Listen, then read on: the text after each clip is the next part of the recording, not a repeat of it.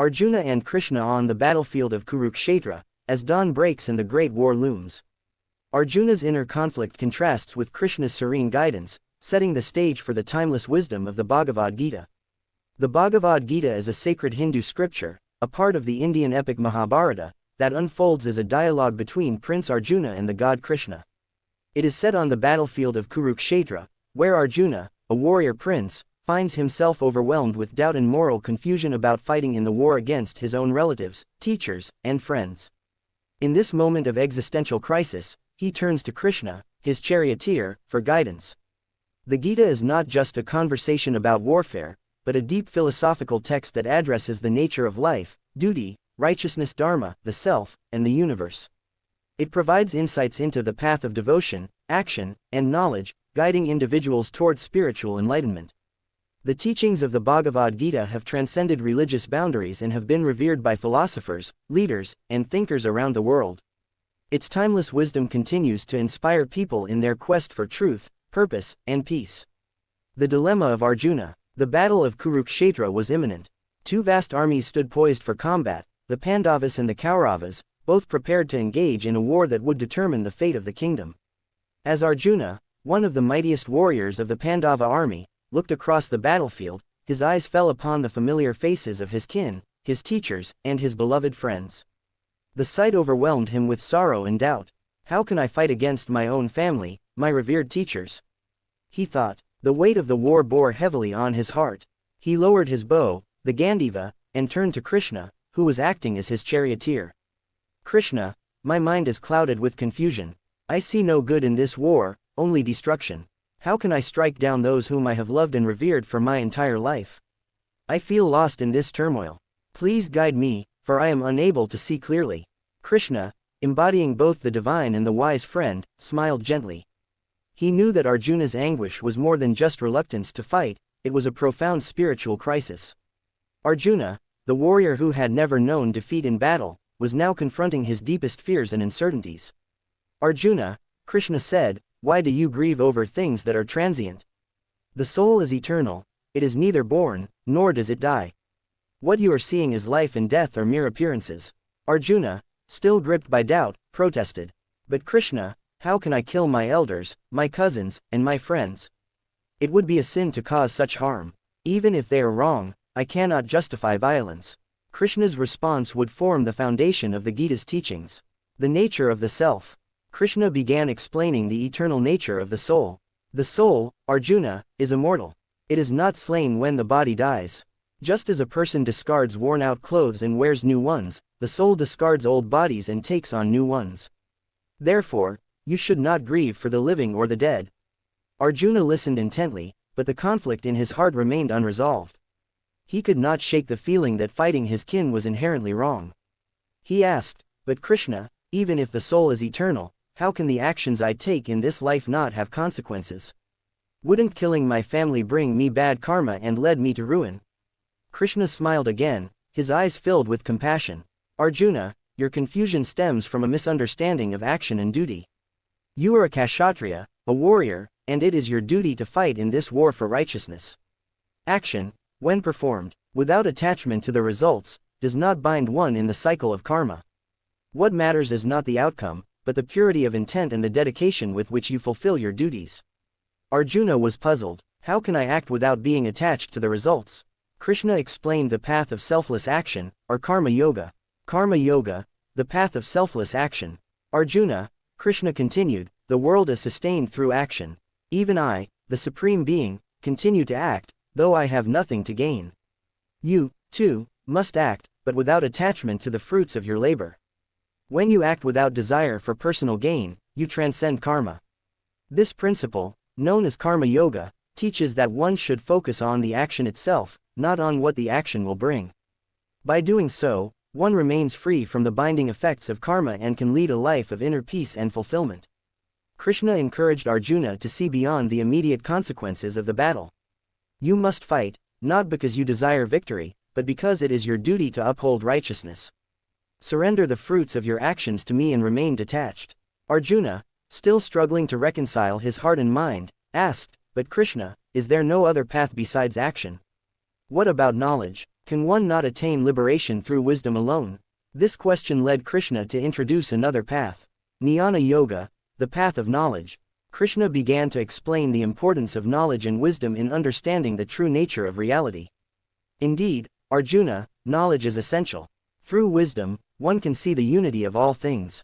The wise see no difference between a learned scholar, a cow, an elephant, or even a dog.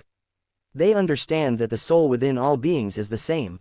This path of Jnana Yoga involves the pursuit of knowledge to transcend ignorance and realize the ultimate truth. By cultivating wisdom, one can overcome the illusions of the material world and see the divine in everything. However, Krishna cautioned that knowledge without action is incomplete. True wisdom leads to selfless action. Even the wise act in the world, performing their duties while remaining detached. Arjuna began to grasp the significance of Krishna's words. But there was still another aspect of spiritual practice that Krishna wanted him to understand. Bhakti Yoga, the path of devotion. Krishna spoke of Bhakti Yoga, the path of devotion to God. Arjuna, the greatest of all paths is devotion. When one surrenders to me fully, with love and devotion, I take care of all their concerns. The devotee who constantly remembers me, who sees me in all things, and who offers their heart to me is most dear to me. Through bhakti, one can develop a personal relationship with the divine and find peace in the surrender of the ego. It is the path of love, where the devotee's actions, thoughts, and words are offered in service to God. Krishna's words filled Arjuna's heart with hope and clarity. The weight of his doubts began to lift as he realized that his inner conflict was not about the battle itself, but about understanding his role in the larger cosmic order. The vision of the universal form. As Arjuna's mind became more receptive to Krishna's teachings, Krishna revealed his true divine form to him. Arjuna saw Krishna not as his charioteer but as the supreme being, encompassing the entire universe within his infinite form. Krishna reveals his infinite universal form to Arjuna, symbolizing the vastness and divinity of the universe. This vision overwhelmed Arjuna with awe and reverence. He saw the entire cosmos, the past, present, and future, unfold before him. He saw all beings, from the smallest creatures to the greatest gods, as part of Krishna's divine body. Arjuna, trembling with both fear and wonder, said, "O Lord, I see the entire universe within you. You are the creator, sustainer, and destroyer of all. How can I comprehend your vastness?" Krishna, in his universal form, replied, "What you see is but a fraction of my true nature. I am beyond all that you can perceive, yet I am within all things. I am the source of everything, and I pervade the entire creation." This vision further deepened Arjuna's understanding of his duty and the nature of the universe. Surrender and liberation. Having seen Krishna's divine form, Arjuna's doubts were finally dispelled. He realized that the battle of Kurukshetra was not merely a physical war, but a symbol of the eternal struggle between righteousness and unrighteousness. Arjuna said, "Krishna, you have shown me the path. I understand now that my duty is to fight, not for personal gain, but to uphold the eternal law of Dharma. I surrender myself to your will. Please guide me." Krishna, pleased with Arjuna's surrender, assured him, "Do not fear, Arjuna. Those who walk the path of righteousness, with faith and devotion, are always protected by me. Perform your duties without attachment, and you will attain liberation." The battle begins. With his doubts resolved and his heart filled with Krishna's teachings, Arjuna picked up his bow, Gandiva, once again. His mind was clear, his purpose renewed. The great battle of Kurukshetra began.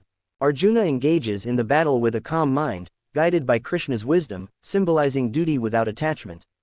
As the armies clashed, Arjuna fought with a sense of detachment, no longer concerned about victory or defeat.